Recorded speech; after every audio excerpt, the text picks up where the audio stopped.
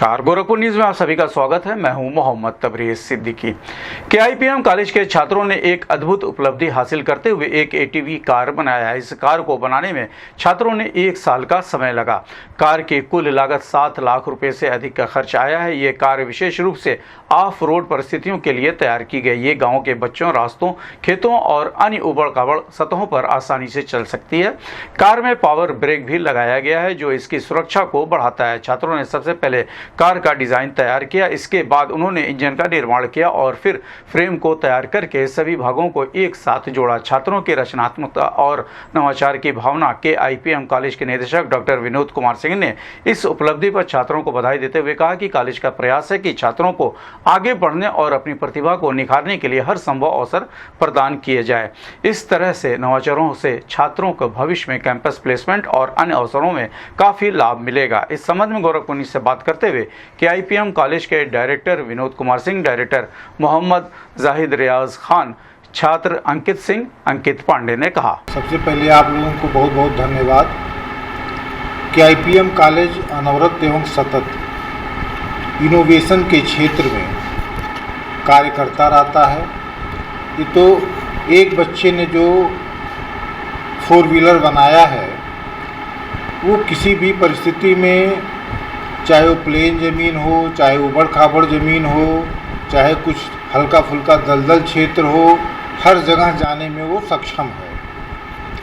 तो वो तो एक इनोवेशन है। विभिन्न प्रकार के इनोवेशन वो करता रहता है, चाहे हेलमेट के क्षेत्र में, ई बाइक के क्षेत्र में, ई साइकिल के क्षेत्र में, या जो समय के अनुरूप जिस चीज़ की भी डिमांड है, जिसमें आर्टिफिशियल के माध्यम से, आईओटी के माध्यम से बहुत सारे इनोवेशन में लगातार यहाँ के बच्चे काम कर रहे हैं। और केआईपीएम के चेयरमैन साहब का ये अहर्निश एवं सतत यह प्रयास रहता है कि बच्चे इनोवेशन तो करें, साथ में इनक्यूबेशन करके उसको देश के ऐसे मुकाम तक ले जाएं कि जिससे देश को उसका लाभ मिल सके। सर, आगे की क्या प्लानिंग है? बच्चों को किस प्रकार से प्रमोट करेंगे? आगे की प्लानिंग हम लोगों की ये लगातार यही रहेगी कि बच्चों को, इस समय भारत सरकार भी इसके लिए चाह रही है कि इनोवेशन के क्षेत्र में काम करने के लिए स्टेट गवर्नमेंट चाह रही है इसके इनोवेशन के क्षेत्र में काम करने के लिए। एकेटीयू प्रत्येक वर्ष में एक फेयर का आयोजन भी करता है। प्रदेश के विभिन्न कॉलेजों के बच्चे वहाँ पे जाते हैं, उस फेयर में भाग लेते हैं। हमारे भी बच्चे जाते हैं, उसमें भाग लेते हैं और बच्चों को पुरस्कृत किया जाता है।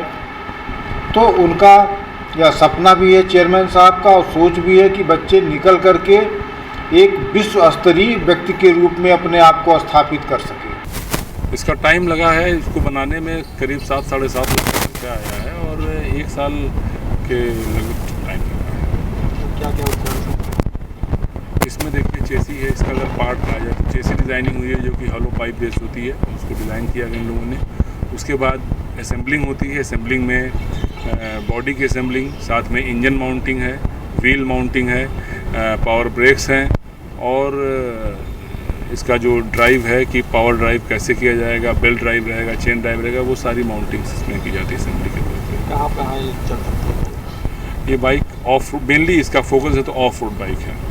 ऑफ रोड का मतलब कि उबड़ खाबड़ सड़कों पे, खेतों में, मेड़ में, बहुत ही ज़्यादा इंक्लाइंड है सरफेस, तो उसमें चल जाएगा। क्योंकि इसका अगला जो एक्सेल कह सकते हैं, वो दोनों पहिया जो है, नॉर्मली व्हीकल्स में क्या होता है कि वो सिंगल होता है, लेकिन ये इंडिपेंडेंट है दोनों। ये कहीं भी आगे एक तरफ बहुत हाइट है, दूसरी तरफ बहुत लो है, उसमें चल जाएगी। रेसिंग में भी इस्तेमाल की जाएगी, बता रहे हैं? मेनली रेसिंग के लिए ही बनाई जाती है। जैसे कि क्या है कि हर साल इंडिया में बहुत सी सोसाइटीज़ हैं जिनको बहुत सी ऑटोमोबाइल कंपनी फंड करती हैं, स्पॉन्सर्ड करती हैं।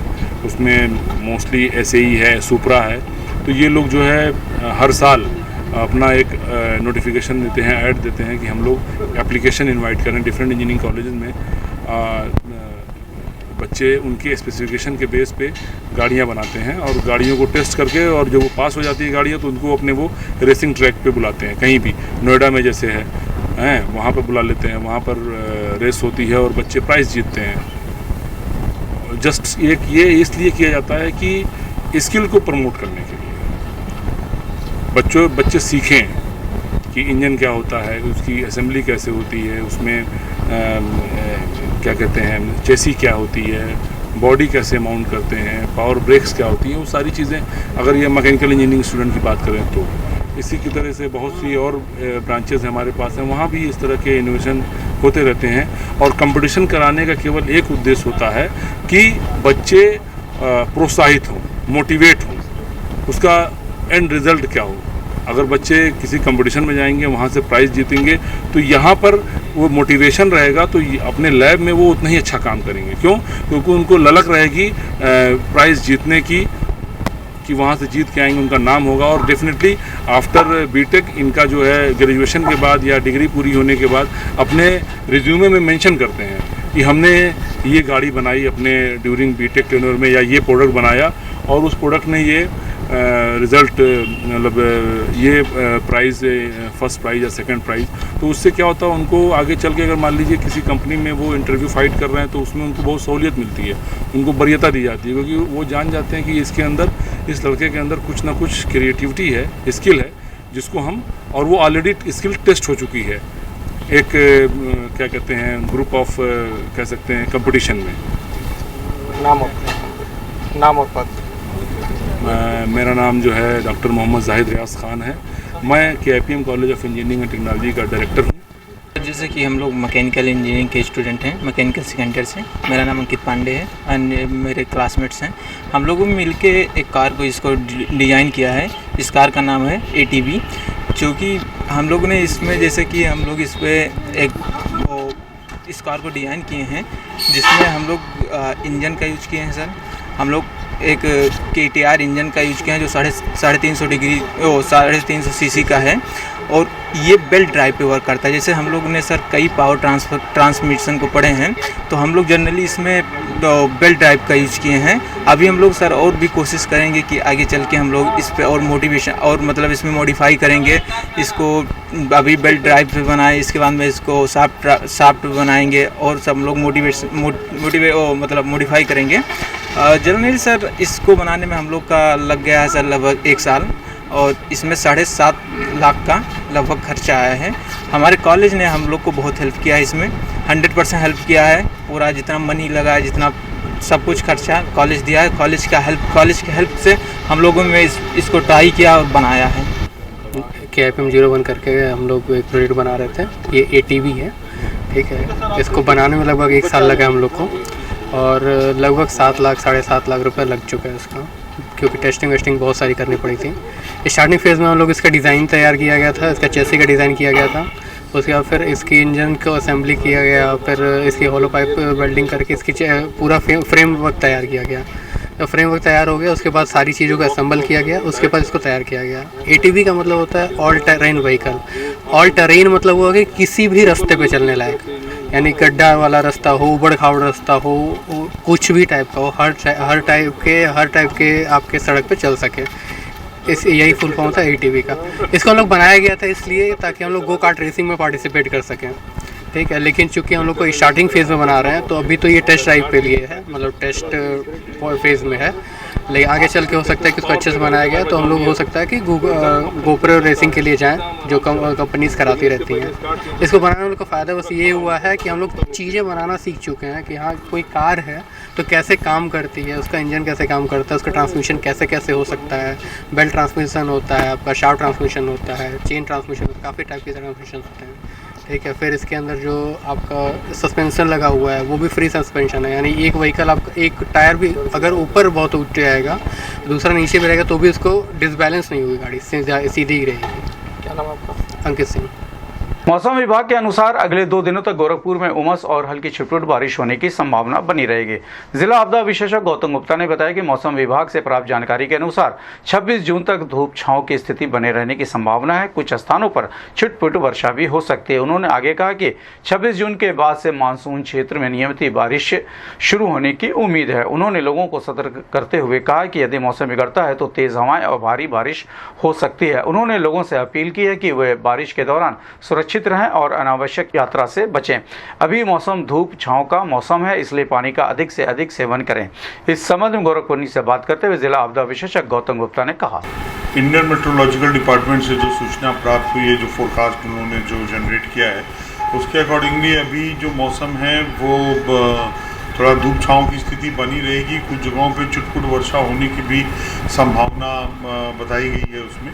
तो अभी ये मौसम अगले 1-2 दिनों तक इसी प्रकार रहेगा।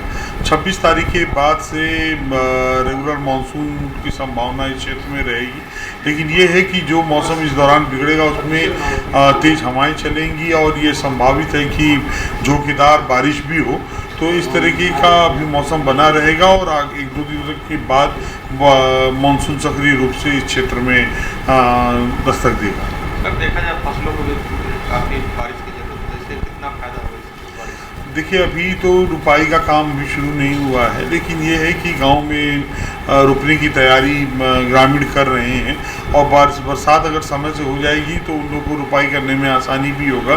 तो ये उम्मीद है कि इस बार वर्षा समय से रहेगी और जैसा कि पूर्वानुमान मौसम वैज्ञानिकों द्वारा दिया गया है कि रेनफॉल अच्छी रहेगी, तो यह उम्मीद जताई जा रही है कि इस क्षेत्र में इस बार वर्षा हमें अच्छी मिलेगी। नगर निगम बरसात के मौसम को देखते हुए शहर के सभी नालों की तेजी से सफाई करवाया जा रहा है। नगर आयुक्त गौरव सिंह सोगरवाल ने बताया कि गोरखपुर महानगर में 257 बड़े और छोटे नाले हैं, जिनमें 13 बड़े नाले, 112 मध्यम नाले और बाकी छोटे नाले शामिल हैं।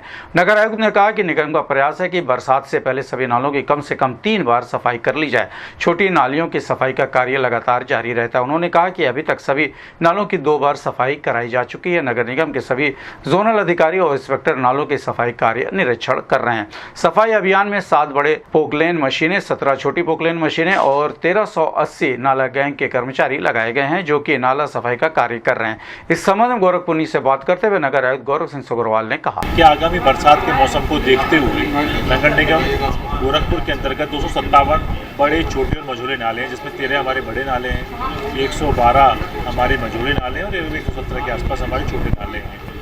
हमारा टारगेट रहता है कि बरसात के आने से पहले 5 जुलाई तक कम से कम 3 बार नालों की बृहद स्तर पर सफाई हो जाए। बाकी कॉलोनी के अंदर छोटी छोटी नालियाँ हैं, वो तो लगातार चलती रहती है। तो लगभग 2 बार हम लगभग सभी नालों का तल्ली झाड़ सफाई करा चुके हैं। तृतीय चरण हमारा चल रहा है। हमारे द्वारा सभी जोनल अधिकारी, सफाई इंस्पेक्टर्स, हमारे सभी अपर नगर आयुक्त, सभी सहायक नगर आयुक्त प्रातःकालीन लगातार इसका भ्रमण कर रहे हैं। हमारी 7 पोकलेन हैं, बड़ी पोकलेन जिसको हम कहते हैं, 17 हमारी छोटी पोकलेन है। इसके अलावा लगभग 1380 के आसपास हमारे नाला गैंग के विभिन्न हमारे सफाई कर्मचारी हैं, जिनके माध्यम से पूरे शहर में नाला सफाई का कार्य किया जा रहा है। इसके अतिरिक्त जलकल विभाग और निर्माण विभाग के जो पंप लगते हैं, उन पंपों की भी ओवरऑलिंग मेंटेनेंस की जा चुकी है। जिन लो लाइंग एरियाज़ में, जहाँ पानी लगता है, वहाँ पे उन पंपों को लगाया। नगर आयुक्त गौरव सिंह सोगरवाल की अध्यक्षता में आज नगर निगम के सभागार में संभव दिवस का आयोजन किया गया। शासन के निर्देशानुसार हर मंगलवार को संभव दिवस का आयोजन किया जाता है, जिसमें सभी विभागों के अधिकारी उपस्थित रहते हैं। आज के संभव दिवस में नागरिकों ने मुख्य रूप से सड़कों और नालियों के निर्माण से संबंधित समस्याएं उठाई। कुछ मामलों में अवैध कब्जे की शिकायतें भी दर्ज की गई, जिसके निस्तारण के लिए अधिकारियों को निर्देश दिया गया। इस संबंध में गोरखपुर से बात करते हुए नगर आयुक्त गौरव सिंह सोगरवाल ने कहा, शासन के निर्देशानुसार प्रत्येक मंगलवार को संभव दिवस का आयोजन किया जाता है, जिसमें नगर निगम से संबंधित सभी विभागों के अधिकारीगण रहते हैं और नगर निगम से संबंधित शिकायतों का मेरिट के आधार पर समाधान कराया जाता है। उसी क्रम में आज संभव दिवस का आयोजन किया जा रहा है, जिसमें हमारे सभी अपर नगर आयुक्त, उप नगर आयुक्त, सहायक नगर आयुक्त, विभिन्न विभागों के विभागाध्यक्ष सभी लोग उपस्थित हैं और जिस प्रकार की शिकायत आ रही है, जिस प्रकार की समस्याएं नगर निगम के अंतर्गत रहने वाले नागरिकों को प्राप्त हो रही हैं, उन शिकायतों को मेरिट के आधार पर संबंधित विभागों के द्वारा उसका डिस्पोजल कराया जा रहा है। नगर आयुक्त गौरव सिंह सोगरवाल ने आगामी बरसात के दृष्टिगत नगर निगम द्वारा शहर के नालों की सफाई कार्य का निरीक्षण किया। इसके साथ ही उन्होंने अमृत योजना के तहत महादेव झारखंडी टुकड़ा नंबर 1 के भैरवपुर पोखरा पर निर्माणाधीन अमृत सरोवर का भी निरीक्षण किया। सबसे पहले नगर आयुक्त ने देवरिया बाईपास रोड पर सेंट्रल एकेडमी स्कूल के पीछे और Madan Mohan Malviya engineering college road के आगे चल रहे नाले की सफाई का निरीक्षण किया। निरीक्षण के दौरान पाया गया कि दोनों स्थानों पर बड़ी पोकलेन मशीनें द्वारा नाले से सिल्ट निकाला जा रहा है। नगर आयुक्त ने सफाई निरीक्षक को नाले की तली की सफाई कराने और निकले हुए सिल्ट प्लास्टिक को तुरंत हटवाने के निर्देश दिए।